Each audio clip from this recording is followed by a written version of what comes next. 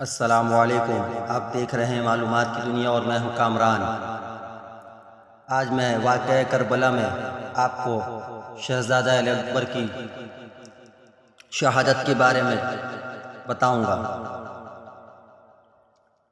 حضرت امام حسین کی امانت قاسم کو خاک کربلا کی سپرد کر کے امام علی مقام خیمے میں واپس آئے تو دیکھا کہ اپنا لخت جگر ہتھیار لگائے میدان میں جانے کے لیے تیار کھڑا ہے۔ مظلوم کربلا نے ایک پرسوز آہ بھری اور فرمایا، بیٹا تم شبیہ مصطفیٰ ہو، ہم شکل مصطفیٰ ہو، میں اس مقدس نشانی کو ضائع کرنا نہیں چاہتا۔ تو پھر شہزادہ علی اکبر نے آپ سے فرمایا کہ ابا حضور، جس نانا پاک کا میں ہم شکل ہوں، انہوں نے بھی تو میدان احد میں اپنے دندان مبارک شہید کرا دیے تھے، تو پھر آج ہم شکل مصطفیٰ کو اپنے نانا پاک کی سنت ادا کرنے کیوں نہیں دیتے؟ پھر آپ نے فرمایا کہ ابا حضور اجازت فرمائیں، کہیں ایسا نہ ہو کہ قیامت کا روز نانا جان اپنے دربار سے دھکا دے کر نکال دیں، دادی فاطمہ مجھے دیکھ کر منہ نہ چھپا لیں، اور شیر خدا کہیں مجھے بزدلی کا طعنہ نہ دیں۔ ابا حضور،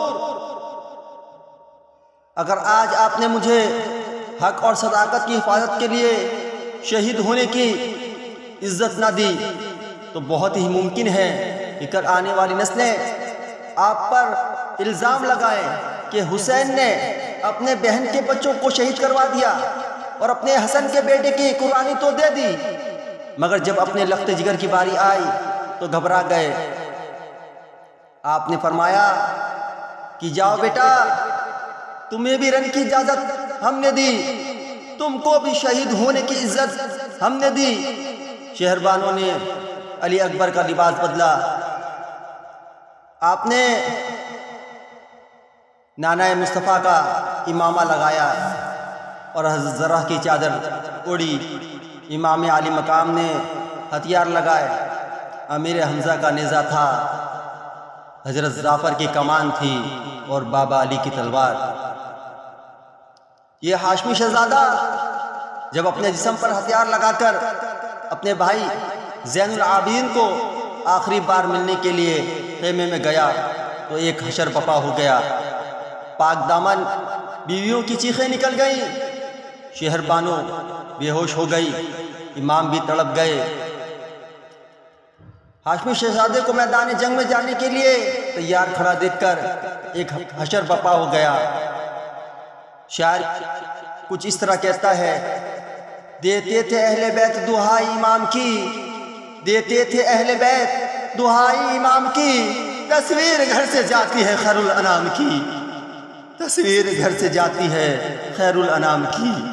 اور پھر ہاشمی جوان یزیدی لشکر کے سامنے بڑے ہی جاہ و جلال کے ساتھ ڈر گیا اور فرمایا، علی اکبر ہے میرا نام، دادا مرتضیٰ میرا، علی اکبر ہے میرا نام، دادا مرتضیٰ میرا، سخی لجپال کا بیٹا ہوں، نانا مصطفیٰ میرا، شبیہ مصطفیٰ کہتے ہیں مجھ کو سب جہاں والے، شبیہ مصطفیٰ کہتے ہیں مجھ کو سب جہاں والے، زمین والے فلک والے۔ سنو اے کوفیو، میں اہل بیت کے گھر کا گداگر ہوں، سنو اے کوفیو، میں اہل بیت کے گھر کا گداگر ہوں، میں کعبے کا پجاری ہوں، مدینے کا مسافر ہوں۔ شہزادہ علی اکبر کی اس ایمان افروز تقریر نے کوفیوں کے دل ہلا دیے اور حیرت سے ایک دوسرے کا منہ تکنے لگے، اور عمرو سعد خود بھی گھبرا گیا، کسی کو آپ کے سامنے آنے کی ہمت نہ ہوئی، اور جب کوئی آپ کے مقابلے میں نہ آیا، یہ جرت نہ کر سکا، تو شہزادہ علی اکبر خود ہی لشکر یزید پر حملہ آور ہو گئے اور ایک وار سے کئی یزیدی کتوں کو واصل الجہنم کر دیا۔ مگر گرمی کی شدت، پیاس کی شدت، ریگستان کا آنکھ برساتا وہ ریت انہوں نے آپ کو پیاس کی شدت سے نڈھال کر دیا۔ جب آپ پیاس کی شدت سے نڈھال ہو گئے تو پھر آپ نے واپس خیمے کی طرف رخ کیا اور آ کر فرمایا کہ بابا جان پانی۔ تو امام عالی مقام نے فرمایا کہ بیٹا میں نے آج تک تمہاری ساری خواہش کو پورا کیا ہے، مگر آج تمہارا شفیق باپ تمہاری پانی کی خواہش کو پورا نہیں کر سکتا۔ بیٹا لو میری زبان اپنے منہ میں ڈال لو۔ علی اکبر نے زبان منہ میں لے کر چوسی اور پھر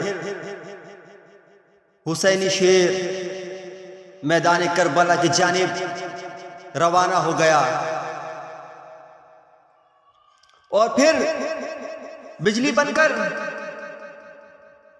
یزید لشکر پر ٹوٹ پڑا اور ایک وار سے 12 یزیدی کتوں کو جہنم واصل کر دیا۔ کبھی نیزے کی ضرب تھی اور کبھی تلوار کی کاٹ، بڑے بڑے بہادروں کے حوصلے ٹوٹ گئے۔ عمرو سعد نے ایک مشہور شہ سوار محکم بن طفیل کو 1000 بہادروں کا دستہ دے کر ہاشمی جوان کے مقابلے میں بھیجا۔ وہ آتے ہی پکارا کہ جانتے ہو کہ میری شہ سواری کی دھوم شام اور عراق میں ہے۔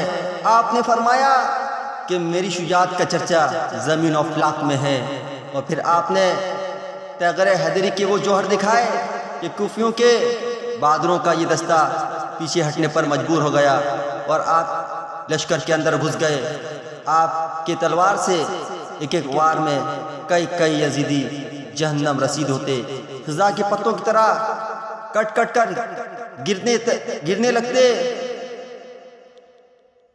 پھر وہ مقام آیا جہاں پر ایک ابن نمیر نامی یزیدی کتے نے دھوکے دے کر نیزہ مارا اور جو علی اکبر کے سینے سے پار ہو گیا۔ آپ گھوڑے سے زمین پر تشریف لے آئے۔ 14ویں کا چاند تھا جو ڈوب گیا اور چمستان زہرا کا پھول تھا جو ٹوٹ گیا۔ انا للہ و انا الیہ راجعون۔ ہاشمی شہزادے کی لاش خیمے میں پڑی تھی اور پھر امام عالی مقام امام حسین نے بیٹی کی لاش کو گود میں اٹھایا اور آنکھوں سے آنسوؤں کی لڑی بہہ رہی تھی اور کہہ رہے تھے زمین کربلا سے، اے زمین کربلا 18 سال کی ہے یہ دولت حسین کی، 18 سال کی ہے یہ دولت حسین کی، اب ہے تیرے سپرد امانت حسین کی۔ آپ دیکھ رہے ہیں معلومات کی دنیا اور میں ہوں کامران۔ مزید معلوماتی ویڈیو دیکھنے کے لیے ہمارے چینل کو سبسکرائب کریں۔